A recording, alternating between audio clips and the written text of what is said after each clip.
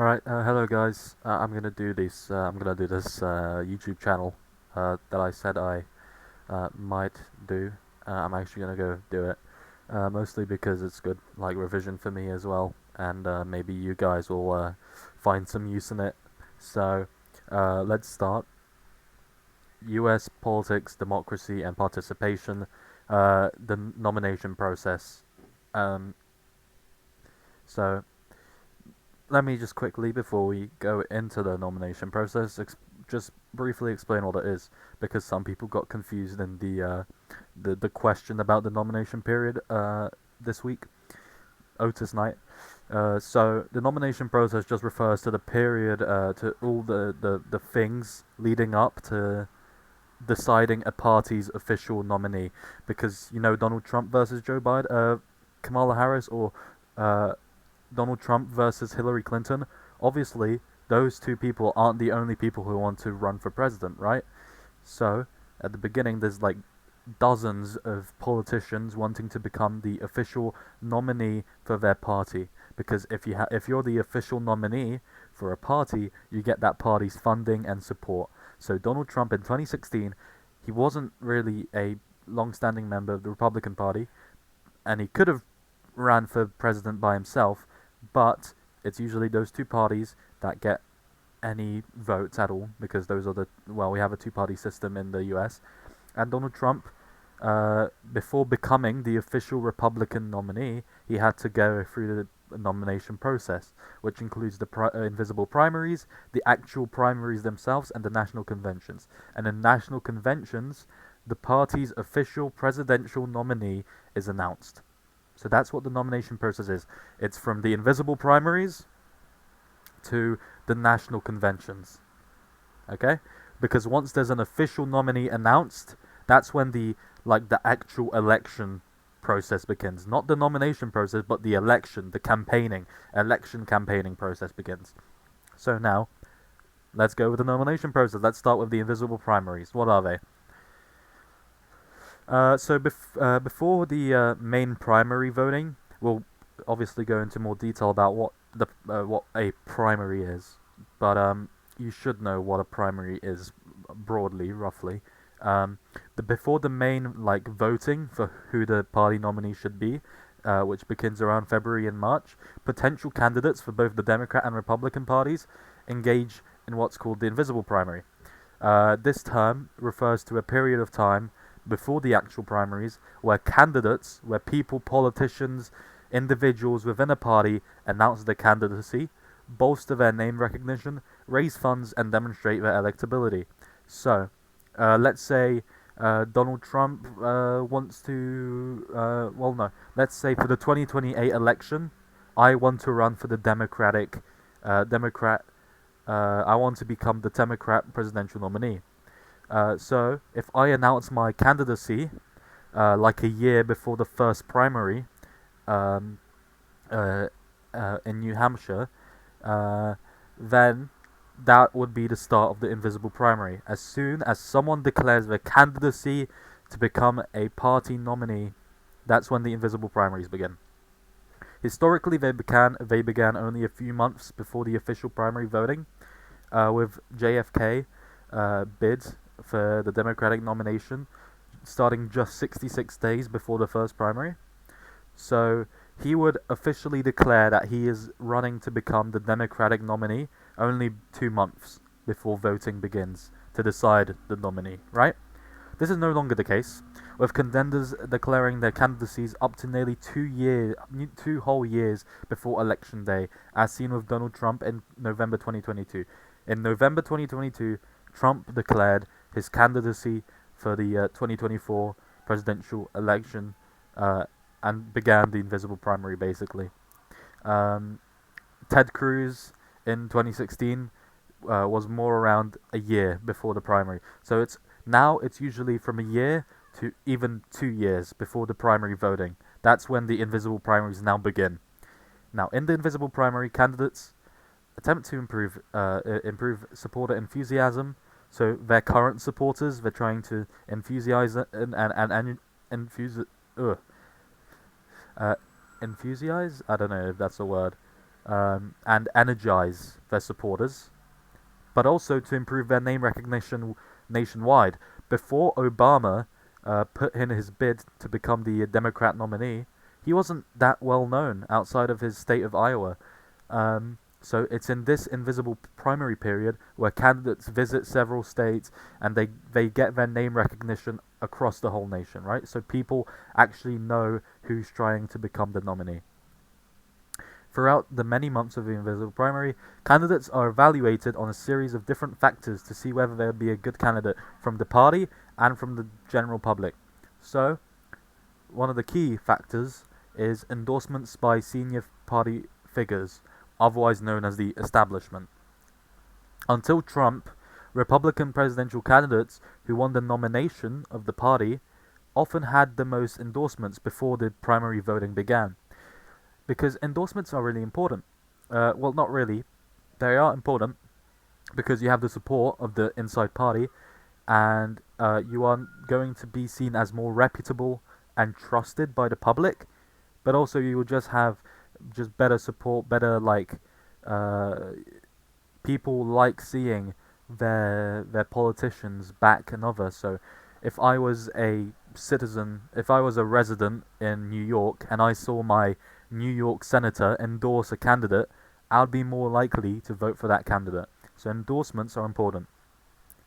However, they have become less important over time, particularly recently, with research showing Clinton received the most establishment endorsement before than any other previous Democrat candidate. So the whole party was united behind Hillary, basically. Hillary Clinton. The party establishment, the senior figures. However, she still remained heavily challenged by Bernie Sanders in the primary voting period, and she didn't win by a lot. Similarly, Trump, with no endorsements at all, was able to win the primary process, the nomination process. So you can see that endorsements are becoming slightly less important. Endorsements are still important in the pre-primary voting because more often than not, candidates that receive like no support from the establishment will really struggle in the lead up to the primary voting, but they don't need it necessarily. Endorsements are a really good bonus, but they're becoming less important over time. Another key factor that decides a good candidate, that makes a good candidate, is fundraising. Fundraising can come from grassroots support. Grassroots means like from communities, from actual people, individuals. But this is usually done by party donors, so, people donating money, party leaders, and PACs. These are political action committees.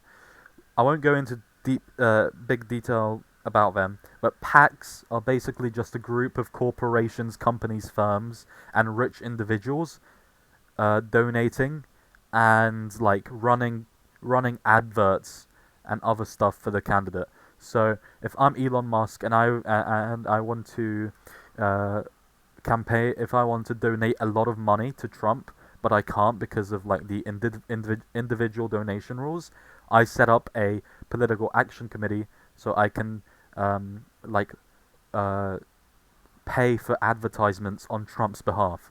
It's not Trump paying for the advertisements, but it's a rich businessman paying on his behalf, and that is unlimited. Like you can donate, you can spend so much money on that. But the point is fundraising, right? That is usually done with the support of big organizations, not the people. So money is key in politics. Getting a lot of it means a candidate has either a lot of popular support, like a lot, or simply has gained the support of key influential figures in the country.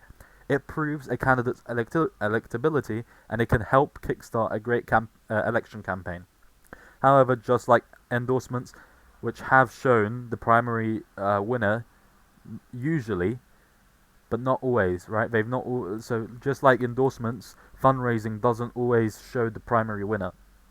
In 2016, Jeb Bush raised the most money, yet he was trumped by Trump. He was beaten by Trump. So you can see how there's a lot of things in play here. Personal characteristics are important. In the support of the person. So usually it's been white, male, married, but this has been kind of changing. It's becoming less important over time. However, you got to remember, like women and ethnic minorities, that does have an influence on certain voters in America. Policies is important as well. Political experience, although equally, um, if you have good name recognition already, like Trump did because he ran a TV show, then political experience might not be that important. It has traditionally been very important though, and Trump is the only like standout example really.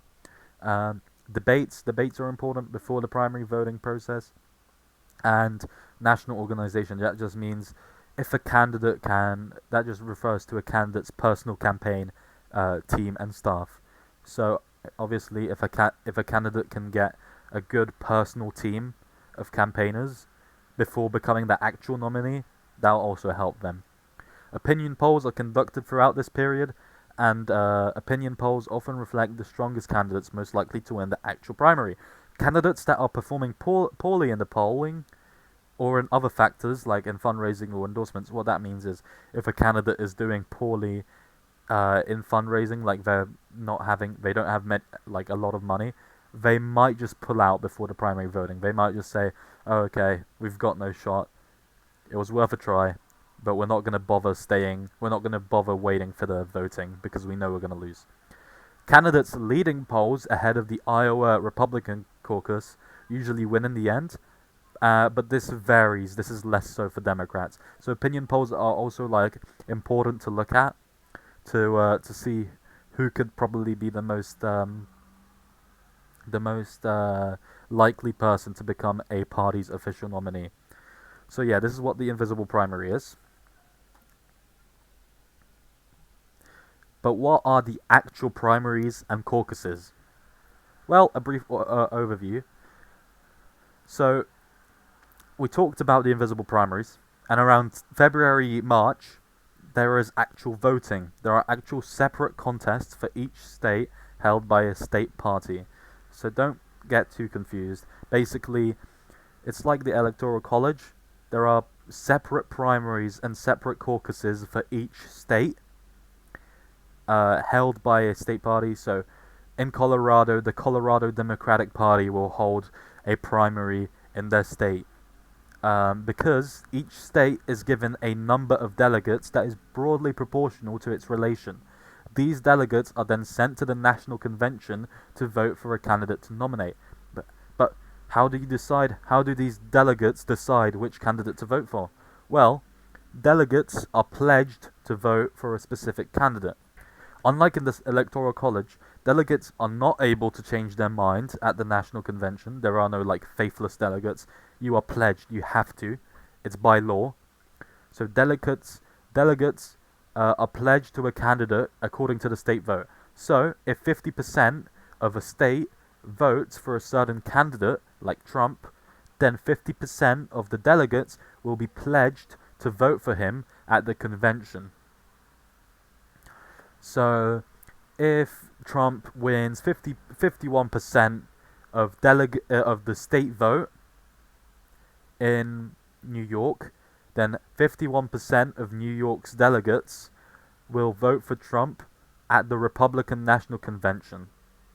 Most states allocate delegates proportionally, so delegates are distributed proportionally based on the percentage of the vote each candidate receives in the state primary, as long as the candidate surpasses a minimum threshold.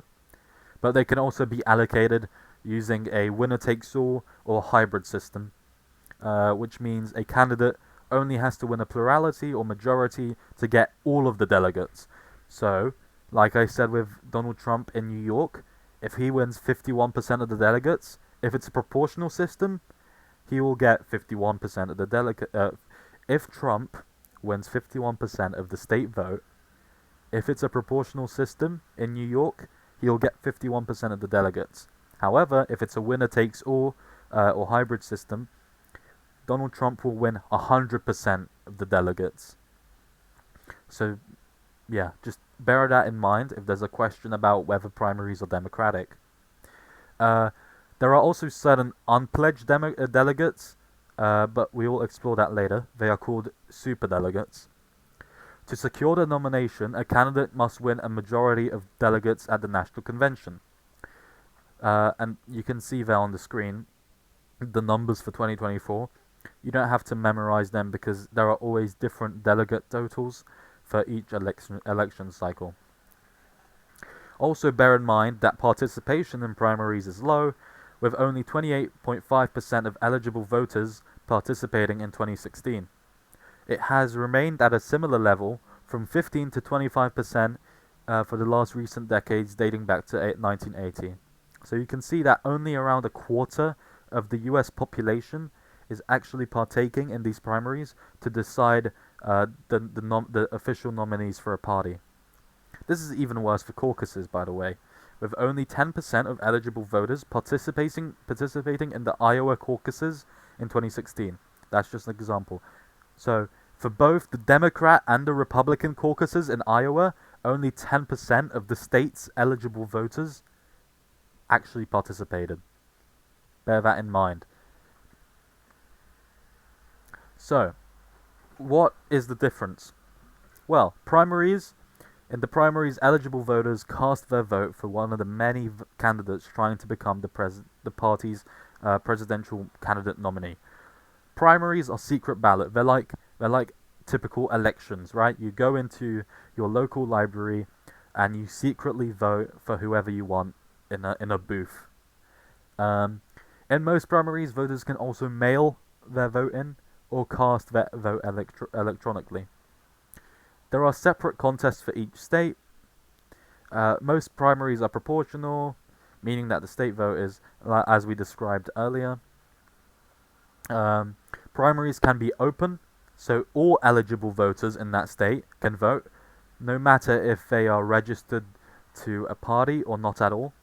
So, Republican Party members can go vote in a Democratic open primary in a state. But this also, obviously, like I said, has the risk of party crashing / crossover voting. So, members of the opposing party can vote in a primary and try to select a controversial or easy to beat candidate. You get the point, right? You get the point. But this is a very, very, very small risk and doesn't happen on a wide scale, so don't worry about that. But yeah, open primaries basically allow all eligible voters, no matter what party, if you're in a party at all. Semi-closed, only members of the party, of the party hosting a primary, and independents not registered to a party at all can vote. So if the Democrats hold a semi-closed primary in New York, only Democratic party members and people not registered to a party at all can vote in that primary. Lastly, there are closed primaries. There's around 14 to 15 states that have closed primaries, and only registered members of that party can vote. So if the Democrats held a closed primary instead in New York, only Democratic Party members could vote. No Republicans, no independents. Okay then, what is a caucus? A caucus is, well, most of them are overwhelming, most, if not all, are closed due to their nature. Caucuses are not fully secret. In fact, they might not be secret at all, unlike the primaries. So in caucuses, you have to be physically present for a long period of time in a party meeting. So people come together in local libraries and community halls for a Republican, let's say we're in the town of Springfield for a Republican Springfield meeting. You go to that. Caucuses are often held at the local / district level, and in the caucus, people can engage in discussions and debates about the candidates before then voting. For the Democrats, participants divide into groups based on the candidate they support. They're in a massive hall, and they just clump into groups depending on which candidate they support. Each candidate's group must reach a threshold of around 15%, and then also members are voters are able to freely move to whichever group they want at any time as well. So imagine you're there for the Democratic caucus in New York, in your local town. You go to a community hall, you have a big debate and discussion about it, and then afterwards, once you have to vote, you are there with everyone else in a clump voting for your specific candidate, and you might change your mind last second and you're able to just move to another candidate until voting is finally ends, full stop, and is counted. For Republicans, caucuses often involve a simpler process where attendees just simply cast secret ballots or they just raise their hands to indicate support depending on each state. So again, everyone could be in a hall and they just raise their hand once the candidate's name is called out, or they do have a secret ballot. Votes are counted at the caucus site, and results are reported up to the state party. So imagine there are like hundreds of little small caucus meetings happening all over New York, and then the results from all those meetings go up to the state party, the New York Republican Party. They aggregate and they calculate all the results to determine how many delegates each candidate receives. Often, by the way, you don't need to know this, but often after caucus voting happens for a candidate, often those meetings turn into like party meetings about policy and other local stuff. So, imagine Hammersmith and Fulham having a Conservative meeting. We vote for the party leader of the Conservatives, and then we talk about what we can do as a local party in Hammersmith and Fulham. So that's why usually caucuses are closed, because you often also have additional discussions after voting. Okay, so that's that. Let's go over front loading. So it is important to note that, remember, each state has their own contest, their own vote, separate to the other states. It is important to note that certain voters will get a greater degree of choice and impact on the process due to staggered contests. Some states go first before others. There has been front loading, where states move their dates of the contests closer to the start of the year. So, it might have traditionally started in April and May, but now most primaries happen in February and March. So even though that has shortened the calendar, nonetheless, the first beginning states still have a clear disproportional influence. In 2016, Clinton became the presumptive nominee. Basically, she had won a day before states like California, New Jersey, New Mexico, and Montana voted at all. So she already won the primary before big states like California even had a choice in the matter. In 2016, we saw 17 Republican candidates at the start of the process, and this very, very quickly dwindled down after the first states. They didn't wait until the very end of the primary. They just stepped back, they resigned, they said they're not running anymore. Both Iowa and New Hampshire are important, with Iowa holding the first caucuses each time round since 1972, and New Hampshire holding the first primaries since 1970. If you are not in the top three in these primaries on the caucus, if you are not top three in Iowa and New Hampshire, you are almost certainly never going to win. So this is controversial because both states have older, whiter, wealthier, and rural populations than other states.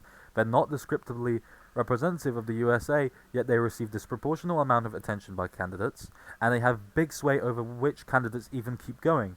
So, for example, if I was running for the Democratic nominee process, and I got like a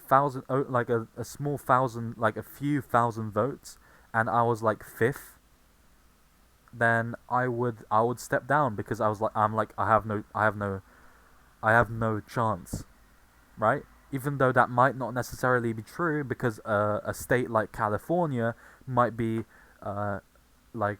secure for me. They might definitely vote for me. I might still have a chance, but you lack that momentum, you lack the initial support. Front-loading has also meant races end quickly rather than over time, with dynamic events and candidates still able to travel across the country. So previously, primaries lasted a few months, and candidates could still go to each state and campaign there and change people's minds. You can't really do that anymore, especially with the development of Super Tuesday, where around 10 to 15 states hold contests at the same time. So approximately 1/3 of all delegates to the nomination process can be won on Super Tuesday, more than on any other day. So this is a very strong indicator of the likely eventual presidential nominee, and could end the nomination process there. What's next? So after all that, you get the delegates from all the states to the party national convention, where they bid their pledged vote. In the past, there were brokered conventions where no one got the majority of delegates needed to win, but this is now unlikely. If it did happen, though, there'd be several rounds of voting where delegates would no longer be pledged, and they'll be able to freely vote for whichever candidate they want. Candidates can come into national conventions as presumptive nominees, like I said about Clinton, if they receive a majority of delegates before primary voting ends. However, they only become the official party nominee at the national convention. So presumptive means you've basically won already, but the primary voting period is not over and you haven't been officially announced. As well as pledged state delegates, there are also unpledged delegates, known as superdelegates. These are specific to the Democratic Party. There are superdelegates in the Republican Party, but they are pledged. Like they still are accountable to the state vote. This is not true for the Democratic Party. These are key party leaders and officials, so like former vice presidents, former chairmen, etc., etc. And they are free to support any candidate, regardless of any result. So they are not accountable to any state vote. They make up of around 15% of the total delegate count for the Democratic Party, so that's a pretty substantial count. They are controversial. In 2008, Obama was only able to win a majority of votes needed last minute because of a switch of superdelegates from Clinton to Obama. And in 2016, Clinton received a total delegate count needed to win before the end of the primary process. Like I said, she became the presumptive nominee on June 5th, more than a month away from the national convention, because of the superdelegates voting early. However, since 2018, rules have changed, so superdelegates can no longer vote for a candidate in the first round of voting, which basically means they can't vote unless it's a brokered convention. So that's something to bear in mind. Strengths and weaknesses. I'm pretty sure this is the last slide. So, well, what's the strengths of the primary process, and what's its weaknesses? Well, electability. Candidates prove they can overcome deficiencies, personal issues, and can raise funds. So they prove themselves. Candidates prove themselves. Transparency and democracy. Different voices have a say in deciding the candidates for the most important role in the US. Previously, it was just party leaders deciding the candidate. That's just wrong. People don't have a choice in deciding who they want as standing for their party. Imagine if you are a Labour supporter, right? And you are just given Rishi Sunak as your party leader because the party establishment wants it that way, right? That's messed up. Because you don't want Rishi Sunak. He doesn't represent for your values in the Labour Party, but the party establishment like him. So, yeah, that's why primaries inherently democratic, right? They give voter choice on open competition between several candidates, and it's also ideas factory where competition with different candidates with different policies that can be taken on by the winning candidate. However, early states influence late states, Late states can be left disenfranchised and their votes pointless, like California with Clinton. Their vote wasn't going to matter anymore because Clinton won the majority of delegates before they were even able to vote. Voting over an extended period of time rather than campaigning. It's a bit of a waste of time. It creates low turnout and excludes certain voters. Don't forget, only 28.5% of voters participated in primaries in 2016. Some states have dubious practices, such as non-binding elections, like Washington in 2016, which means usually, in the overwhelming majority of states, delegates are pledged. They are binding, right? But there are a very small amount of states that don't. So you have that disparity. There's different rules for different states, which makes it a random, asymmetrical process. It also exposes party divisions with negative campaigning, and it can reduce faith and popularity of the winning candidate. That's it. I know that you probably didn't understand some of it. I know that some of it was probably stuff you already knew, but I hope it helped nonetheless.